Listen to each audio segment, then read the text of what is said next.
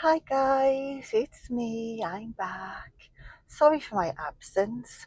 You know what it's like, guys, life gets in the way. Before you know it, 2 weeks have gone by and I haven't uploaded a video. I'm ever so sorry, and if you've missed me, I do apologise. If you haven't missed me, I've just wasted my breath. I often wonder if anyone actually does watch me. My analytics tell me that 50% of you aren't even subscribed. If those 50% did subscribe, my videos would be pushed out more and maybe you're doing a bit of it. But anyway, I digress. I'm back. Just wanted to have a little catch up and just tell you what's been going on really. So Howard hasn't been great, have you? Again, no. Again, he's had several falls, guys. He's more wobbly than usual. His MS is progressing alarmingly, I would say. He's got a GoFundMe up to help raise. Oh, he's taken it down. Right, scrap that. um, yeah, so he's not great.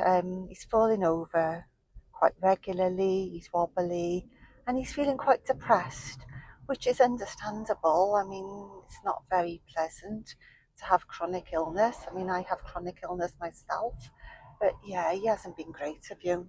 No. It's been affecting him. Um, then me, I've had my x-rays back on my knees and it shows a progression of my osteoarthritis, which I knew because, I mean, obviously you know your own body, don't you? So it was quite interesting to see the x-rays actually. You could see, where little things had changed and progressed, and I've got little bony outgrowths all on my knee where the knees are grinding together. So I had a physio appointment, and the physio, he was lovely. He was really nice.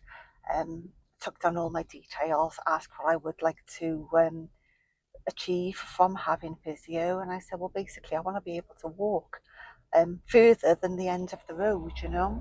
I want to be able to walk, um, bend, go on the floor, bend down, go to beaches, which I do, but can't get down on the sand. I love beaches, guys, and I love to paddle in the sea and sit on the sand and feel it between my toes.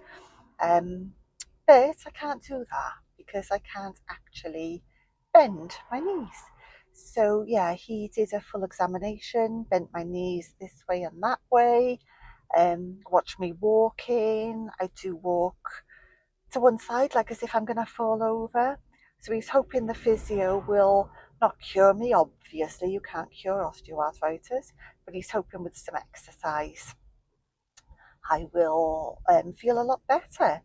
So I've also been referred to they're called Live Well. It's like a weight management clinic. And between those people and physio, I'm hoping to start, getting myself more mobile, hopefully lose a little bit of weight. I mean, that would be lovely. That would be an added bonus. I mean, I'm not too bothered about that, but it would be an added bonus. And yeah, watch this space. Let's see if we can try and reverse or correct some of the damage. He said most people avoid surgery if they look after their whatever bone it is. In my case, it's my knees, by doing exercise and physio, sticking to the program, and being diligent. So that is what I'm going to intend to do, because I'm not going to lie, guys, I am guilty of saying I can't do anything because of my osteo and my fibro, because exercise hurts, and it stopped me from doing it. And he said, well, yeah, it's going to hurt, but you are able to do exercise regardless of what you think. I told off. Sitting at home and doing nothing and resting and everything isn't going to help. He said, if you do your exercise and it hurts, of course, rest, but don't just sit constantly. He said it's good. Oh, a blackbird. It's good to be able to get up and move, and it lubricates the joints. So that's what I intend to do, guys. I've got to the ripe old age of my age, and I was told off by the physio.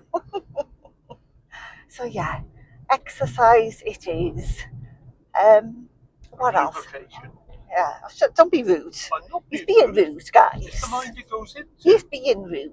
No, not. Yes, you are. No, not at all. Lubrication.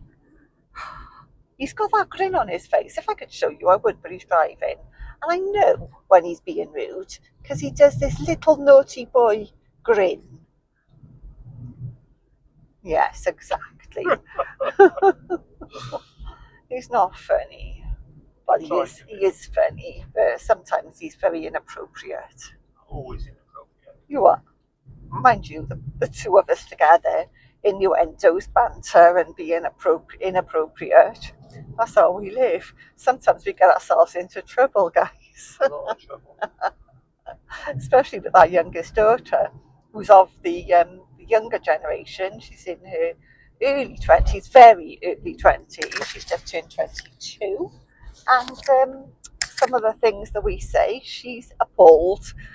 She's a woke, isn't she? She's not woke. You call her woke. She's not woke. She's not. So yeah, we do get ourselves into trouble sometimes with the things we say. Right, what else? What else? Remember a while back, guys, when I said that Howard had a family member that was desperately ill and they were in hospital at the time? Well, I never said who it was, but it's his mum. She is home from hospital now. She's got bowel cancer. That was a bit of a shock because she went in and, to be honest, nobody knew what was wrong with her. And she has a bit of a panic attack about it. And I just thought it was panic, sheer panic. But she went in because she couldn't breathe and she just didn't feel right. So they found out that she had heart failure. So they said her heart is only beating, or was at the time, 10 to 15%, so it should be, which isn't good. I mean, you can keel over at any point, can't you, if your heart is beating that slow? And it's actually got worse, hasn't it? What was the last one? 8%, wasn't it? 8 to 10%, which is very, very bad. So yeah, she is home, but because of her heart, they can't do anything for her with regards to the cancer. So yeah, they said she wouldn't stand up to chemo. They couldn't operate, so it's just palliative care. So she has the what are they called, the Macmillan nurses going in to see her. She's at home. She's in her own home. She's got somebody living with her to look after her, supposedly, and to give her a medication and make sure she's eating and stuff. So she's doing okay, but there is no getting better. Um, and then, whilst we phone her every week without fail and we were visiting as often as we could. We were then told we couldn't visit because I don't know how, I don't know where, I don't know how it was possible, but she got scabies. And we went to visit her whilst she was itching. We didn't know she had it at this point. She was just breaking out in these like lesions all over her body, and we assumed it was down to the cancer. Turned out it's scabies. Thank God we didn't catch it. But her daughter picked it up, her sister picked it up, all that side of the family, the person who's living with her picked it up. They've all had it.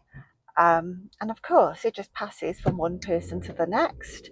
They still go about their business, they still go to work, and those of them that do work, and it's been spreading like wildfire. When Howard last spoke to her, she said it had gone, but I don't think it goes that quickly. I think it needs a hell of a lot of treatment, doesn't it? Like antibiotics. I would have thought anyway. I know it's virulent and you can pick it up from hospitals and care homes. Probably where she got it, the hospital. But yeah, It's not been good. She's been itching so much. She's been scratching herself raw, and just thinking about it has made me itch. So we've kept a distance, haven't we? That's the last thing we want. Kept our distance, and you may say, "Oh, poor thing, you should visit." No, not while she's got that. Not while we've got a daughter at home that's got various things wrong with herself. I mean, that's the last thing we want to bring into the house. So there's that been going on. What else has been going on? Our daughter popped her hip. So she's been having x-rays, or she had x-rays. Why did she pop her hip? I'm going to get to that now. Oh, sorry. Oh, sorry. So where was I? Interrupted. Yeah, I was interrupted. She had x-rays and I've been phoning for the results. They did say 2 weeks, so I phoned after 2 weeks.